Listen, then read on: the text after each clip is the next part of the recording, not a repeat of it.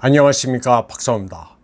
미국이 일본에 원폭을 투하한 기념일이 다가오면 러시아가 항상 비판하는 게 있습니다. 원폭의 비극을 되새기고 평화를 기원한다는 대규모 행사를 열면서도 일본 정부가 원폭 투하의 주체 미국을 언급하지 않는다는 점입니다. 올해도 어김없이 8월 6일 히로시마에서 5만 명이 참석한 가운데 행사가 열렸지만 마찬가지였습니다. 기시다 후미오 총리는 히로시마 원폭 투하 78주년 기념식에서 러시아의 핵 위협이 핵 무기 없는 세계로 가는 길을 복잡하게 만들고 있다고 말했습니다. 마츠이 가즈미 히로시마 시장도 현재 핵 위협이 핵 억제 이론의 실패를 증명하고 있다면서 기시다 총리와 비슷한 투의 발언을 했습니다. 안토니오 구테르스 유엔 사무총장도 핵 전쟁의 북이 다시 울리고 있다고 말하면서 히로시마에 미국이 원폭 투하를 했다는 사실은 언급하지 않았습니다. 히로시마 행사에 러시아와 벨라루스는 초청하지도 않았습니다. 워싱턴을 대표해 미국 측 인사로는 람 이마누엘 주일 미 대사가 참석했습니다. 그러나 미국의 원폭 투하에 대해서는 한마디도 하지 않았습니다.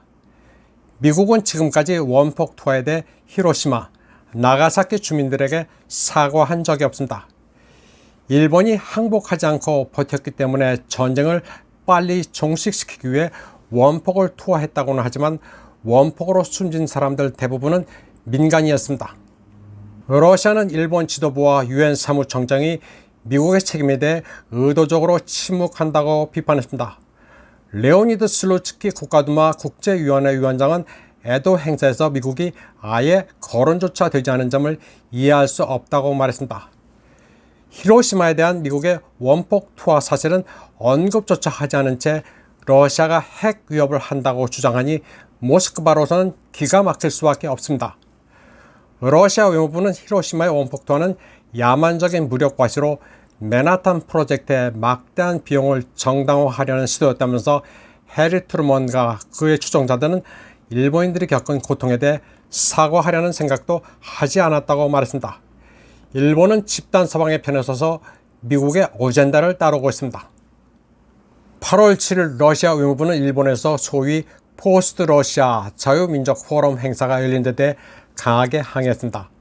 러시아 자유민족 포럼이란 행사는 모스크바의 붕괴를 상징하고 각국이 러시아 연방을 찢어먹어야 한다는 극단적 반러 이벤트입니다. 러시아를 소수민족 단위로 분할해야 한다는 것인데 그 배후는 물론 앵글로 섹슨과 우크라이나입니다. 러시아 외무부는 주로 일본 대사관에 강력하게 항의하는 한편 성명도 냈습니다. 러시아 측은 자유민족 포럼이 러시아에서 테러리스트로 등록된 단체라면서 기시다 정권이 허가하지 않았으면 열릴 수도 없는 행사라고 말했습니다. 그러면서 이 같은 도발이 반복될 경우 보복 조치가 취해질 수도 있다고 경고했습니다. 이번 방송은 여기까지 하겠습니다. 시청해주신 여러분 감사합니다.